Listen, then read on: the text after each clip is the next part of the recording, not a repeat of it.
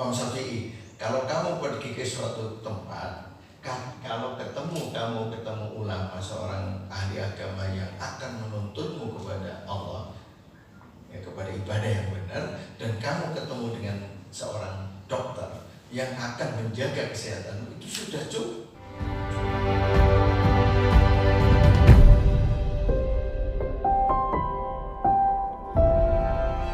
Sekarang saya mau ajarin tentang holistik.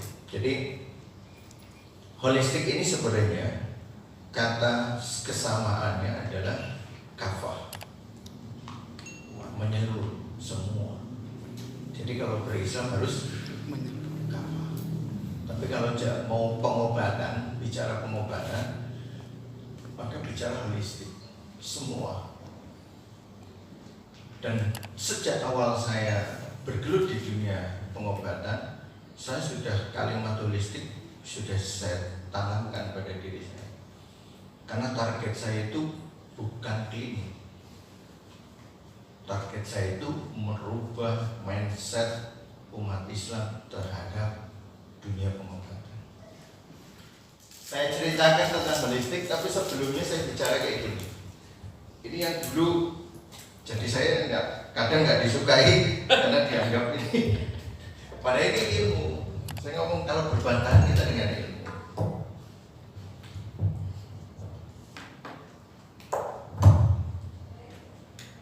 Ini pohon. Kalau pohon mulai dari akar atau dari ini dulu?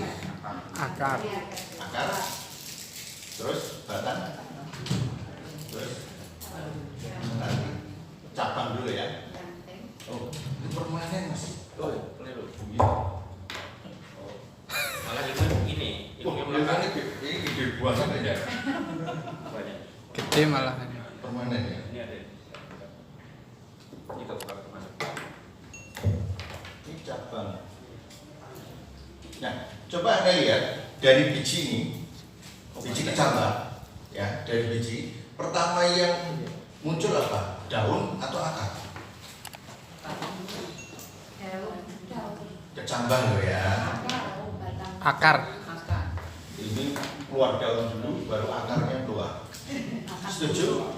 Ya. Itu biologinya ada berapa ini? Ini SD Nur lulus ini. Akar dulu. Akar dulu. Jadi kecambahnya ini keluar, pernah nggak ngelihat kecambah daunnya dulu, akarnya tidak ada. Nanti nggak ada kacang hijau, kecambah tidak ada. Yang keluar apa? Akarnya. Seiring akarnya keluar, baru muncul daun. Berarti tidak mungkin kita akan belajar seperti pohon ilmu kecuali kita bicara dasarnya dulu. Nah, kalau yang kita teliti apa? Manusia. Kita ngomong kesehatan manusia. Berarti kita harus tahu dulu nggak siapa manusia itu? Apa kita belajar langsung teknik pengobatannya? Oh, kita ruqyah, kita pekam, kita al-fasdu, kita akupunktur. Itu dulu yang kita pelajari atau kita belajar manusianya dulu? Jenengan bengkel motor langsung bicara tentang mesin, belum melihat dulu karakter motornya. Motornya apa, mesinnya jenisnya apa, harus kenal dulu nggak? Rata-rata ngejarnya teknik. Hari ini pelatihannya itu banyak di sini, betul? Betul. Nah, manusia kita harus mengenal dulu manusia. Kemudian yang kedua, sesudah mengenal manusia, kita mengenal hukum yang mengikat manusia di dunia ini. Hukum yang mengikat manusia, hukum sunatullah yang mengikat manusia. Baru nanti kita akan ketemu teknik pengobatannya. Nah, kalau ini sudah, baru ke batang. Batang itu menganalisa kasus, kemudian penyakit itu menyebarnya bagaimana, kemudian perjalanan penyakit, terus bagaimana orang menjadi sakit, kemudian tanda-tanda gejalanya, baru masuk ke cabang. Ini pasnya teknik terapinya bagaimana, teknik itu di cabang. Jadi kalau ruqyah, pekam itu di teknik. Berarti dia apa? Cabang. bukan akar. Dokter pertama 4 tahun belajarnya apa? Anatomi. Ya kan? Ada nggak langsung bagaimana membedah, bagaimana menyuntik di tahun pertama? Belajar anatomi dulu kan? Lah kita pengobat tradisional yang dianggap kelompok itu merasa lebih pintar dari dokter. Terus belajarnya langsung rating. Hebat banget ya kira-kira. Tapi merasa wah hebat banget. Nih, kalau ada orang, ini misalnya saya masuk ke Solo, saya membawa ilmu samurai Jepang misalnya, yang saya tunjukkan dasarnya atau jurusnya untuk mengikat. Jurus. Coba saya perhatikan, ini samurai Jepang. Kuda-kudanya terus diam selama 1 jam. Kira-kira menarik ya? Enggak. Ya kan? Tapi dia langsung loncat, lari, terus main pedang.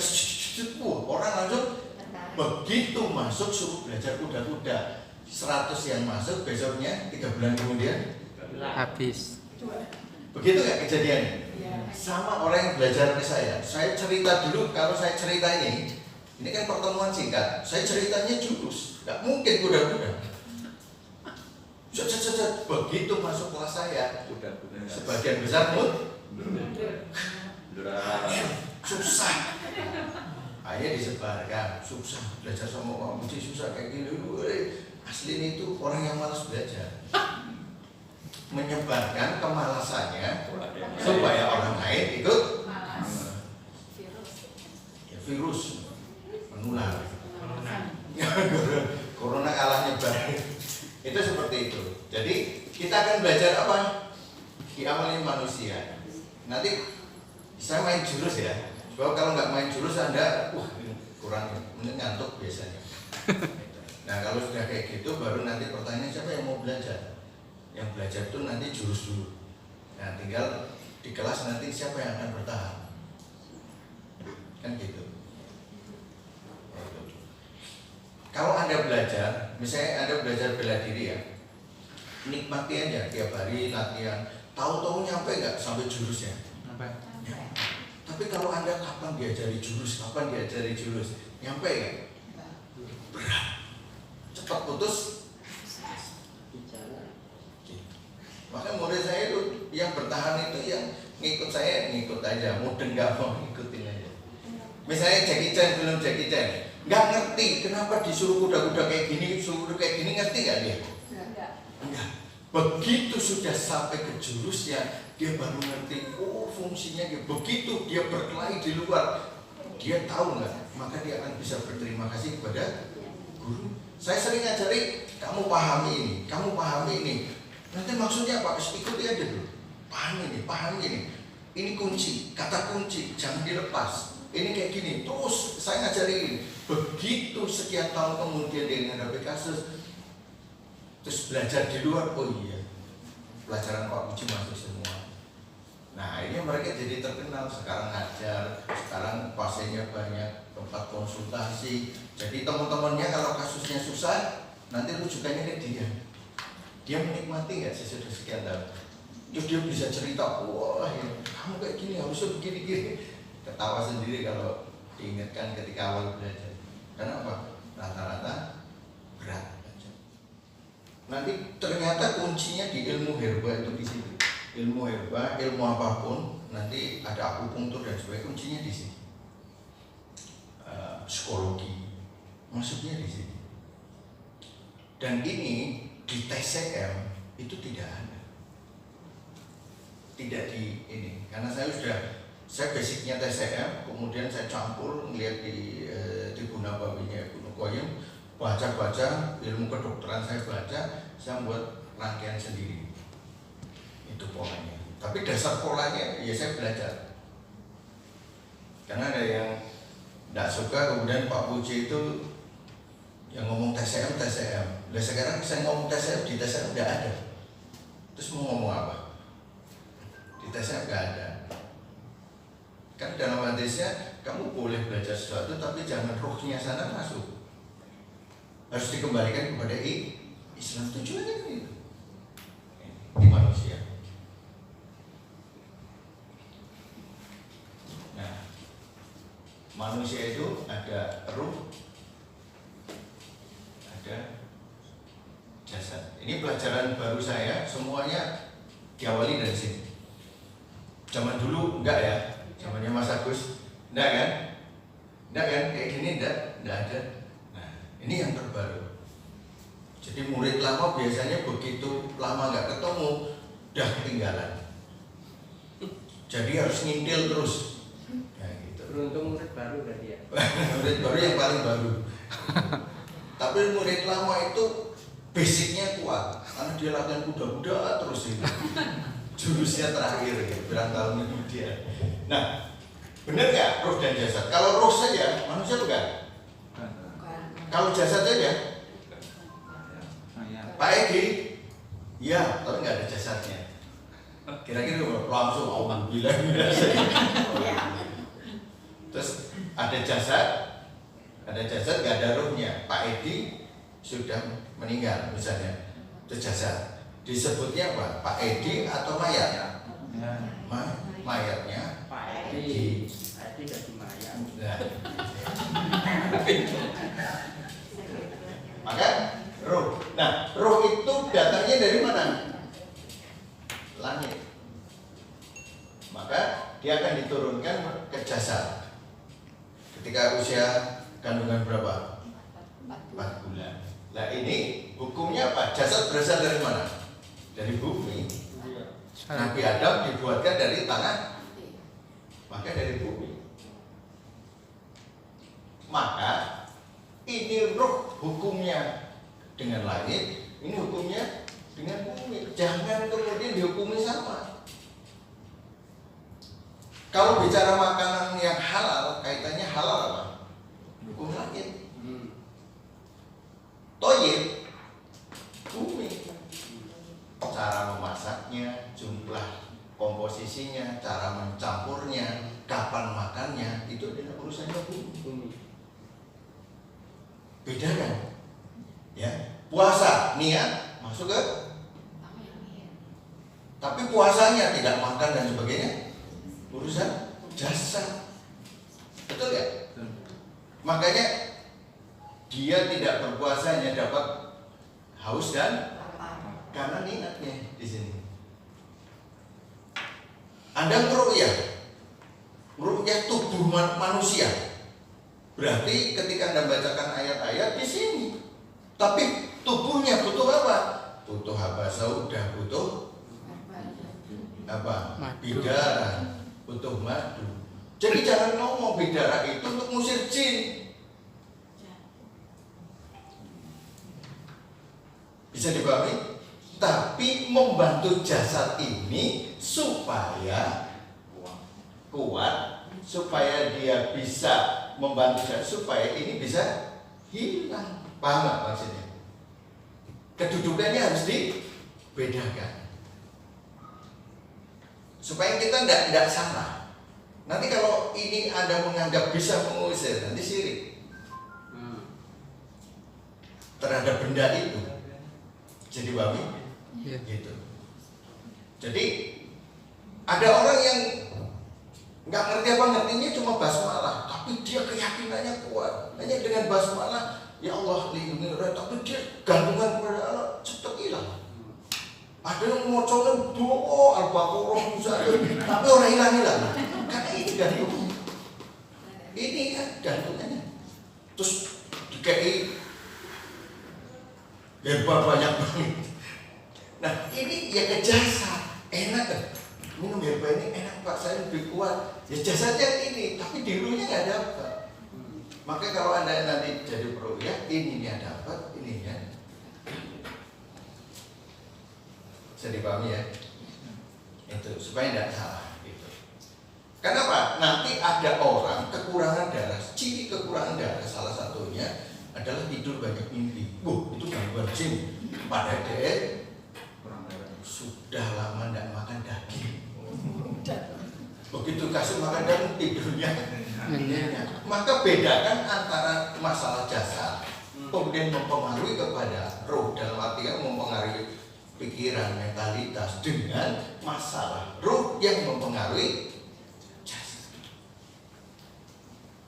Jadi paham ya? Maka harus dari sini. Kalau nggak dari sini hilang nanti jalurnya. Itu. Sekarang bekam yang dikeluarkan apanya? Bekam. Berarti bicara apa? Al-fasdu, pijat,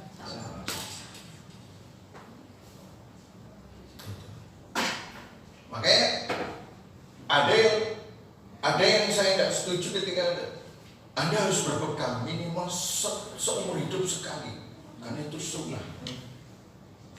Hanya jadi kayak wajib kan? Wajib minimal Sekali.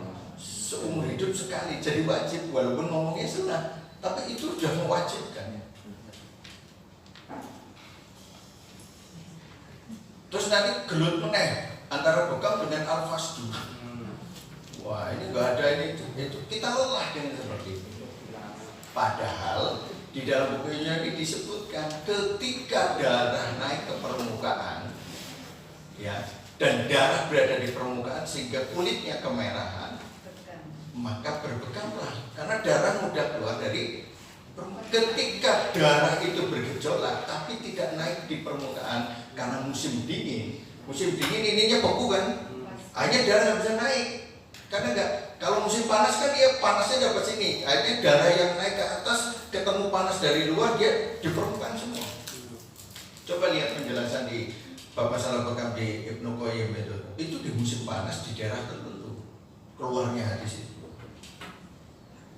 Itu harusnya peninjauannya sampai ke sana supaya kita tidak membuat statement, bukan tidak belajar sampai detail seperti itu kemudian kita membuat statement. Nah itu berbahaya, makanya saya nggak berani. Nah maka disebutkan ketika darah bergejolak tidak mampu keluar al-fasdu. Jadi penempatannya saat darahnya sama-sama bergejolak. Ketika masuk ke permukaan, teknik yang terbaik dari permukaan. Ketika tidak nyampe permukaan, ya dari vena. Paham maksudnya? Itu. Akhirnya kalau tahu kayak gini, bertengkar nggak? Enggak. Kapan penggunaan? Ketika orang itu lemah, darah tidak nyampe permukaan dan darahnya juga kurang, boleh dipegang nggak? Enggak. Maka di Ibnu Qayyim, di Ibnu Rus, coba lihat lagi di Asyuyuti disebutkan bekam itu ada syaratnya. Anak sudah cukup dewasa fisiknya. Dan yang catatan orang tua di atas 50 tahun hati-hati bekam. Bahkan di sana tidak boleh. Berarti kasusnya. Berarti Imam Suyuti nggak paham hadis bekam. Melarang masalahnya. Terus kita upload anak kita yang baru 1 tahun, 2 tahun, bekam, ini anak calon pembekam. Ini berbahaya. Dalam hal keterangan masalah itu berbahaya karena kita membuat satu statement. Itu. Makanya kapan diperlukan itu? Kenapa Allah menurunkan seperti itu? Bekam itu buang darah, al-fasdu buang darah, betul? Anda kalau sodako infak harus banyak duitnya enggak? Harus. Semakin banyak duitnya, semakin besar. Jadi kalau ada darahnya cukup banyak, berlebihan sehingga mengganggu sistem organ, berarti harus dikeluarkan. Semakin banyak yang dikeluarkan. Sepakat? Tapi kalau sedikit, ya sedikit yang dikeluarkan. Kalau nggak mampu, ya dikasih. Orang harusnya dikasih darah, kok dia diambil darahnya? Pingsan, hanya meninggal. Nanti kalau meninggal dia nggak, atau dia nggak sembuh, dia nggak yakin dengan bekam sih. Urusannya mana? Ini harus dibedakan itu. Ini persoalan fisik atau? Jadi kajiannya itu tidak semena-mena, tidak gampang gitu. Kemudian orang Indonesia paling gampang buat statement masalahnya. Itu. Terus tanggal sekian, ayo pada berbekam. Nah statement itu kan saat itu adalah masa darah lagi di puncak karena terkena hukum gravitasi. Jadi saat itu saat terbaik berpegang. Saat terbaik bukan setiap bulan harus berpegang. Tapi nek tukang pegang kan akhirnya ya, supaya langganan gitu kan. Gitu kan? Ini harus kalau memang dia darahnya penuh terus setiap bulan nggak ada masalah, nggak salah. Tapi kalau yang tidak, ya bolehlah 2 bulan sekali, 3 bulan sekali, karena penuhnya darah berbeda. Jangan kemudian Anda ojo-ojoin, ya ini hadisnya loh ini, terus niatnya apa? Paham nggak maksudnya? Jadi bab niat itu penting. Oke, kita lanjut. Jadi karena ruh ini kemudian sebelum turun ada perjanjian.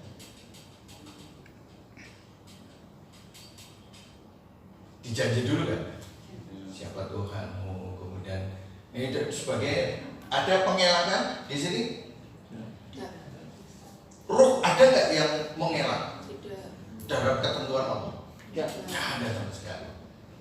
Nah, begitu ruh ketemu jasad baru ngeyel. Paham? Begitu lepas lagi karena dia meninggal, kembali kepada Allah, ada ngeyel lagi nggak? Ada ruh. Saya sudah meninggal, ruhnya balik masih ngeyel, nggak bisa itu saya ini. Saya masih ngikuti mazhabnya ini, saya ngikuti kiai ini, bisa nggak? Nggak bisa. Jadi ngeyel itu ketika ketemu sepanjang masih di jasad, ya dibacain Quran itu. Kenapa? Ngeyel loh ya. Takut Pak. Kalau dari jalan bisa ngeyel. Supaya nggak ngeyel cabut ya. Takut sedih. Nah, Susu ya. Banyak itu. Nah iso Bali. Nyatanya do betah ra Bali lho. Nah, kemudian dari perjanjian ini kepada ini makanya menjaga roh itu adalah dengan nasihat yang terbaik dari Al-Quran dan selesai. Makanya lihat kalimatnya Imam Syafi'i, kalau kamu pergi ke suatu tempat, kalau kamu ketemu ulama, seorang ahli agama yang akan menuntunmu kepada Allah, ya, kepada ibadah yang benar, dan kamu ketemu dengan seorang dokter yang akan menjaga kesehatan, itu sudah cukup. Air batin. Itu. Jadi dihubungkan pelajaran ini dengan pelajaran-pelajaran dan kalimat-kalimat yang ada di para ulama itu nyambung semua. Ini perjalanan 20 tahun saya bikin kayak gini. Kenapa? Oh ternyata seperti ini intinya kita belajar. Jadi kalau di sini kembalikan pada sekarang misalnya kita fokus, coba lihat para sahabat dengan Rasulullah dengan para sahabatnya, terus generasi berikutnya. Fokusnya dan di dalam nasihat ini membangun peradaban. Paham? Membangun peradaban tidak fokus bertempur dengan jin. Ngerti? Betul nggak? Betul. Karena begitu satu ulama ngurusi ada kesurupan, dia sudah menghilangkan kesempatannya untuk memberi kajian sekian ribu jamaah. Dia sibuk dengan itu. Padahal dia belajar tentang hadis dan sebagainya. Isinya apa? Menyelesaikan persoalan umat, rumah tangga, persoalan ini dan sebagainya. Jadi disibukkanlah di sini. Nah, nanti ada spesialis yang mengarah ke sana. Jadi pembagian tugas. Bisa dipahami? Nah, ini petugas-petugas spesialis. Gitu. Tapi jangan mau terjebak di situ aja. Makanya ru'yah mandiri menjadi pola yang kita arahkan kepada mereka. Sebab kalau tidak, Anda hidupnya terkukung. Panggilan jam 12 malam. Nah, ini sudah kita sepakati bahwa tugas kita itu memberi nasihat, mau bentuknya kita bacakan, mau bentuknya pengajian, itu semua adalah dalam rangka menjaga dia dalam fitrahnya sesuai dengan perjanjiannya. Jadi tugas para peruqyah, para ulama dan sebagainya yang di bidang ini adalah menjaga dia tetap dalam fitrahnya perjanjian sebelum diturunkan, dikembalikan ke sana. Termasuk kita yang pengobatan di rumah sakit dan sebagainya. Anda sakit apa? Jadi ujungnya pengobatan sebenarnya, ujungnya pengobatan adalah bukan masalah sembuh. Mengembalikan kepada. Ayo, apa? Ujungnya pengobatan bukan masalah sembuh. Fit. Ada orang datang, ya Rasulullah, saya itu suka apa kejang-kejang, epilepsi. Maka minta didoakan supaya apa? Sembuh kan? Tapi Rasulullah ngasih dua pilihan kan? Kamu tetap sakit tapi bersabar, atau saya doakan sembuh tapi tidak ada jaminan surga. Kalau kamu bersabar jaminannya, berarti masalah sakit itu sembuh atau tidak? Masalah sakit itu bagaimana dia mensikapi ujian sakit itu, mensikapi. Jadi tugas Anda itu adalah membawa dia supaya sikap dia ketika dia sakit adalah bersabar. Ketika dia kemudian diuji dengan sakitnya bahkan sampai meninggal belum ketemu obatnya, dia bersabar. Itu tujuan Anda sebenarnya, jadi terapis. Tapi ketika dia sembuh dengan izin Allah, dia bersyukur. Kalau sembuh berarti nggak ada, Rasulullah nggak mau memberi dua pilihan. Karena apa? Langsung didoakan sembuh. Gitu. Ketika ditanya, mudah-mudahan Allah membenarkan prediksi saya, Ibu. Dan kasus ini agak berat, susah. Mudah-mudahan bisa disembuhkan dengan izin Allah. Itu kalau tidak, ya Allah alam. Itu menjaga diri kita dari rasa sombong. Karena godaan tetap ada. Biasa nangani kasus masuk angin, begitu melihat gampang ini bahasa saya WA ini gampang, jadi seperti ini. Oh, itu malah orang lari. Kenapa? Sombongnya muncul. Saya, ya Allah, ini setan yang muncul ini. Orangnya nggak sembuh, hanya karena kalimat WA aja. Terus di dalam hati ya kayak gitu segampang. Jadi yang harus diperangi jadi orang terkenal itu terus istighfar. Kenapa? Kesombongan orang sing takon, Pak, baracikannya apa? Orang wis takon ora tuku. Nah, kan gitu kan? Akhirnya kita yang beruntung kan? Ora tuku takon terus ini. Ini pasien saya Pak, wis ora jadi agen takon terus. Takonnya herba dapur semua kan. Tapi tak jawab kan sambil istighfar terus kenapa? Itu godaan. Angel ini, angel tuturan. Terus jasad ini dibagi dua. Berarti nek niat duduk setan gitu. Nanti habis ini diruyah. Oh berarti tukang ruyah setan. Nah ini jasad dibagi dua ya. Jasad itu adalah organ gerak sendiri. Organ yang bergerak sendiri ini adalah organ yang bergerak